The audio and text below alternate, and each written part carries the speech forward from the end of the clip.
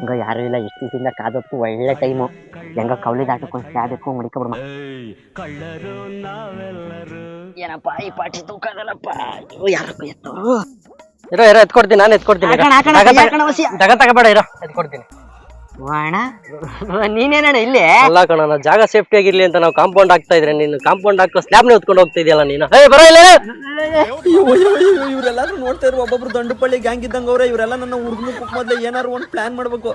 ಅಣ್ಣ ನಾನು ಕಾಂಪೌಂಡ್ ಹಾಕಿಸ್ಬೇಕು, ಅದಕ್ಕೆ ತೂಕೋಗಿದಾವೆ ಅಂತ ಚೆಕ್ ಮಾಡ್ತಾ ಇದೀಕನ ಬಾಯ್ಲೆ. ಏನ್ ನನ್ನ ಕಳ್ಳ ಅನ್ಕೋಬಿಟ್ಟ ನೀನು? ಏನ ಬರೀ ಕಾಂಪೌಂಡ್ ಮಾತ್ರ ಹಾಕಿರೋ, ಮುಳ್ತಂತಿ ಗಿಳ್ತಂತಿ ಎಲ್ಲ ಹಾಕಿರೋ?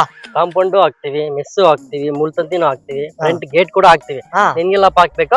ನನ್ಗೆಲ್ಲ ಇಲ್ಲಕನ, ನಮ್ಗೆ ಅದ್ಗ ಹಾಕ್ಬೇಕಾಗಿತ್ತು. ಆಮೇಲೆ ಎಲ್ಲೆಲ್ಲಿ ಮಾಡಿದಿರಿ ಪೆನ್ಸ್ ವರ್ಕ್ ಎಲ್ಲ? ಕರ್ನಾಟಕ ಮೂಲೆನೂ ಮಾಡ್ತಾ ಇದೀವಪ್ಪ ಕೆಲಸ. ಆಮೇಲೆ ಈಗ ಎಲ್ಲ ಹಿಂದೆಗಡೆ ಹೊಸ ಜನ ಪೆನ್ಸ್ ಕೇಳ್ತಾರ, ಮುಂದೆಗಡೆ ನೀಟಾಗಿರ್ಲಿ ಅಂತ ಕಾಂಪೌಂಡ್ ಕೇಳ್ತಾರ.